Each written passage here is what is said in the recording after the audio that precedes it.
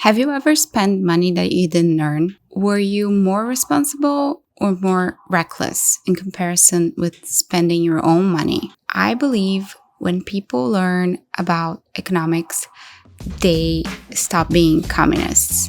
And that's why I make videos. If I can understand economics, anyone can, okay?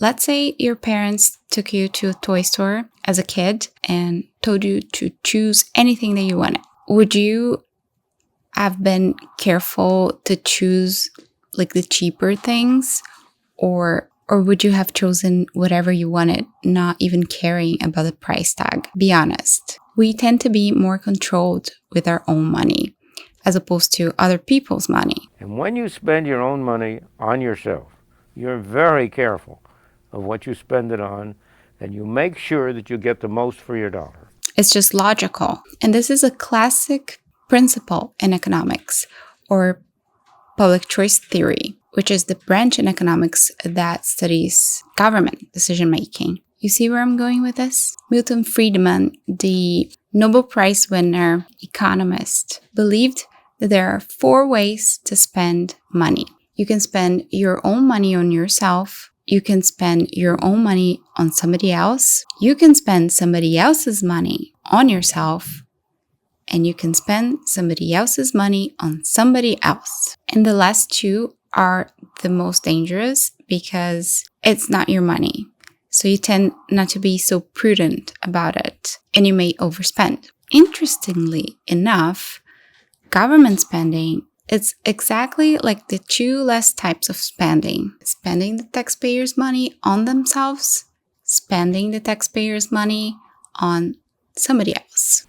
Or you can spend somebody else's money, as when you're spending the government's money. I say the government's money, the taxpayers' money, which the government has control over. Now you're spending somebody else's money. Let's say you're spending your boss's money. You're out to lunch on an expense account, but you're spending it on yourself. You're very careful that you get good things for your money. You try to have a good lunch and pick the right things, but you're not very much worried about whether you get the cheapest. Spend all you want, and you'll be careless. Imagine you had to buy a gift for somebody you hardly know using someone else's credit card. Let's say your friend told you to buy a gift for his cousin and he gave you his credit card. There's no reward if this cousin likes it or doesn't like it. Would you spend wisely? Would anyone spend wisely?